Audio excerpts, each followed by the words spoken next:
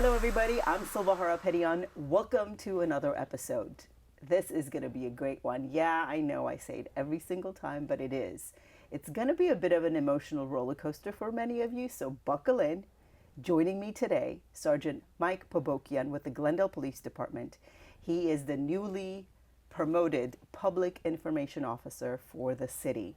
And there is a reason we invited him today to talk a little bit about our city, about the status of our safety, what's going on, what they're doing internally, how they're being proactive. But more specifically, what got my attention was a series of hate crimes and what a lot of you had to say about that. You know I listen, even though you post online and you put it in the comments. I read all of them because it's important to know what's going on in your community and be able to answer the questions that you might have. So thank you so much for joining us today. Thank you for having me. Congratulations on the promotion. Thank you. I appreciate it. Tell me a little bit about, for those who don't know, what does a public information officer do exactly? Yeah, so for the Glendale Police Department, the PIO position, Public Information Officer, it's kind of a two-pronged position. I serve as the chief's adjutant, which means I work with him, under him, but with him side by side throughout the day. I go with him to various events and meetings. I manage his calendar. I set up appointments for him. I handle press releases as the public information officer. And anything media that's coming in or going out of the organization, I monitor and filter through that. So as a result, you have me here today on your show as the PIO for Glendale PD. Can you tell me a little bit about the incident itself, and then we can dive deeper into why we're actually having this conversation? Sure. Officers responded to a report of vandalism in the Adams Hill community, which is in the southern part of Glendale. It's a residential pocket. When the officers got there, the reporting party had already washed away what was a swastika drawn on their driveway.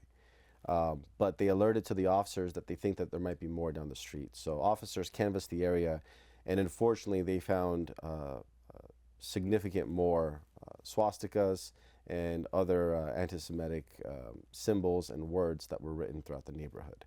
A report was taken to document it, and the owners of various residences that were victimized were contacted and their statement was obtained. And investigators are looking into it now. They're doing everything that they can to try to find out who the perpetrators were responsible for it.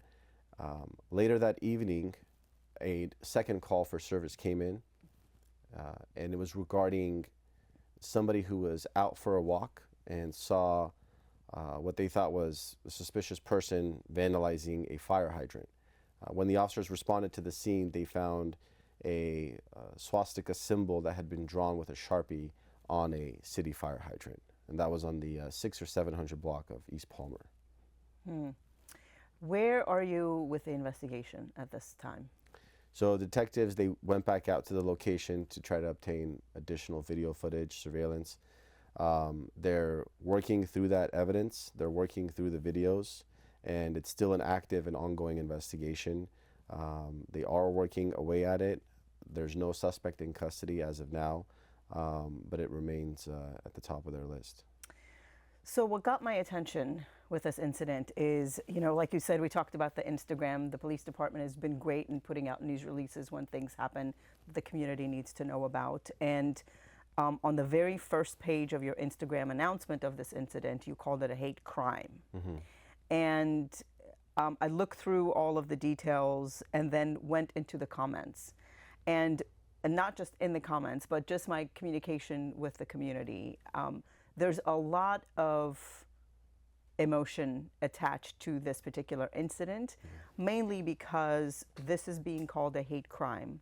However, in 2023, when there were flyers, anti-Armenian flyers posted all over Glendale, you know, they were called hate speech. So there was nobody that was prosecuted for that.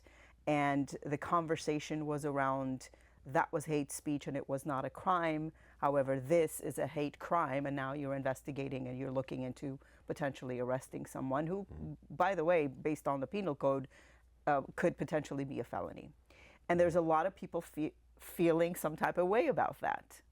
Can you talk a little bit about the difference between the two crimes and why one rises up to be a hate crime versus the other that's categorized as a hate speech? Sure, yeah. First, I just want to say that I understand why people get emotional and upset, and I understand that there's potentially some confusion. But as an Armenian myself, like we don't take those kinds of things lightly. I don't think any culture does, or ethnic group. But I want your viewers to know that whether it's a hate incident or a hate crime, the Glendale Police Department treats them at a very parallel level. They're viewed and looked at and investigated on a very, very similar basis. And we can kind of get into that. But the basic, easy explanation for the difference between the two. And I'm speaking right now on what is considered legally a hate crime, or what we refer to as a hate incident only. A hate crime is a situation or an incident that involves some type of criminal activity committed upon a victim. And in addition to that, you not only have a crime that's been committed, but you have a hate bias or a motivating factor that is predominantly hate. That hate has to be specific to a protected class. So someone's ethnicity, national origin, gender identity, any of those protected classes, if that criminal act was committed and the motivating factor was a hate or hate bias, then you have a hate crime, which is governed under the California Government Code, and the Penal Code has its own sections for how to enforce those crimes. A hate incident is if you take that same thing that I just said, but you remove the criminal aspect out of it. So you have hate speech. You have somebody saying something mean or derogatory that contains racial slurs, that contains ethnic slurs, that contains fill in the blank against another person. Or it could be somebody walking in public with a t-shirt that has something that is hateful by the mere words that are written on that t-shirt. It could be a hateful symbol that somebody has on a flag that they have mounted on their own private residence. Those are things that are considered by the California definition hate incidents, not a hate crime. And I know it's frustrating, but that is the parameters of the law. And in law enforcement, we have to operate and enforce the law within those parameters. So what I'm hearing you say is that there are very specific parameters within the penal code that the incident has to meet in order for it to be prosecutable, right? So, and we talked about this yesterday. He was kind enough to give me some additional information because I was really curious. And I actually went back and pulled the section where you actually told me it came from, which is California Penal Code Section 11411C, which is what makes this particular incident with the swastikas a hate crime, right? Makes it a crime to display a sign, symbol, or emblem, including a Nazi swastika, on someone else's property without permission. So what you're saying is, if that person or the homeowner had decided to fly the flag, that wouldn't be a hate crime. But because someone else drew those symbols on someone else's property, that raises it up to be a hate crime. Is that correct? Yes, because now they have committed a crime in general, which is the crime of, whether you look at it from the perspective of that crime being vandalism, or you look at it from the perspective of the crime being a violation of 11411 subsection C of the Penal Code. However you dice it up, they've committed at least one crime, if not two crimes already. And then the crimes that they committed were hateful in nature and had hate bias. So it's a hate crime. So the fact that this particular penal code specifically mentions the swastika versus the flyers that were posted in 2023 mentioned the word Armenian, right? Which is not against the law. That tiny little nuance, right, makes one into a hate incident and the other into a hate crime. Yeah, I mean, I'd hate to simplify it, but to understand it clearly, it's what's written in the law versus what isn't. Is that correct? No, you're correct, and there's definitely nuances in police work, and there are things in law enforcement that are black and white, and they make our life and our jobs a lot easier. But there's a lot of things in law enforcement that are in the gray, and unfortunately, sometimes it's more of the sensitive matters that are in the gray that we have to operate and make the best decision based on what is written in the law, what we have the authority to do, and making the best decision. And I can see understand how people might think this is kind of a gray area, and it might be the case. You know, I'm not one to comment on that, but you are definitely right. There is a nuance to it. If the flyers, posting a flyer in a public place doesn't necessarily deface the public property. It'd be another thing if the swastika was on a flyer and they posted that flyer on your private residence. That'd be a different story. That'd be looked at by the police and investigated. But the incident that we're talking about 2 years ago.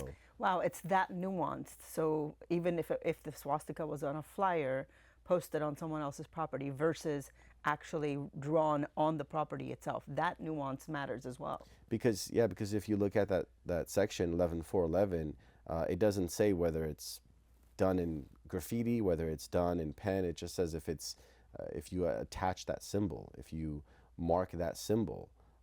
So again, those are things that investigators and detectives look at when they have the case ready. They take it to the district attorney's office, who ultimately have the final say on whether charges will be filed or not.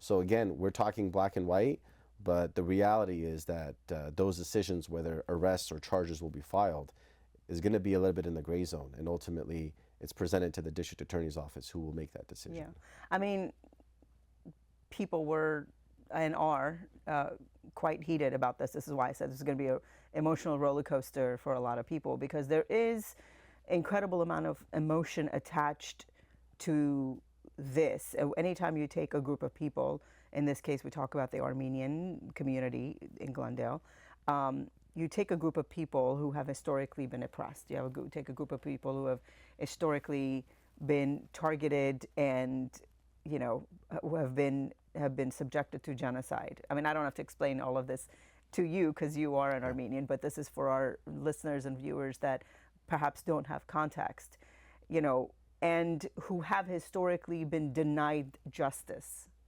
in those cases. Those feelings are very raw and they exist. And any time that a situation happens where they feel like they could potentially be denied or not seen or not acknowledged, that triggers a high sensitivity, and it triggers the emotions that are attached to that. We internalize it, and we're passionate about it, and it's emotional, and we cannot understand why we're not protected class. Yeah. Right? Yeah. Why are we not protected class? But in order to be considered protected class, you really do need to have the law recognize you as such. Yeah, because the big the speed bump to this, the stop sign, is the Constitution. The reason why a lot of things, which I kind of wish we had touched on earlier. I had it in my back pocket, but the Constitution is essentially, obviously, the end-all, be-all governing force of where we draw the line. And free speech, falling within the Constitution of the United States and the state of California's Constitution, has to allow enough flexibility and leeway within its individual statutes, individual crimes, to not hinder or infringe upon free speech. That's up here. State laws are one below. So, the argument is going to be, well, how do we pass a law like that? Or how do we enforce a law such as that without violating someone's First Amendment right? Without infringing on First. And to be frank, in this climate where free speech is under attack in all sorts of ways, whether it's media, whether it's Jimmy Kimmel, whether it's someone wanting to post flyers saying whatever it is that they want, or wear a shirt that says something specific. You know, you can't have, I think this is the thing people don't understand. You cannot have free speech be conditional, right? Because if Yeah. free speech is conditional, Yeah. you can say it, but I can't say it. Right. Or I can say it, but you can't say it. Right. That's not free. That's not free. So I think that is, as a journalist, what sets this country apart from anywhere else I've ever lived and anything else I've ever seen, and having the history of growing up in Iran and seeing what free speech does not look like, right? And what oppression looks like, what happens to people who have opinions or have something to say about the government or about even this conversation, me being able to question why is this different from this, and can you explain the difference? That would be prosecutable. That I might go get outside and be disappeared. Right. Right. So, in that sense, you cannot. You run the danger of and being an oppressive country if you make free speech conditional. Yeah. And I'm really glad you brought that up, because just as much as we would like to be identified as a special class and we like to have these things prosecuted, are we willing to then compromise our ability to speak freely? Good points. How do we, and I feel like you're probably in a pretty good position to answer this because you're hope so. Armenian as well.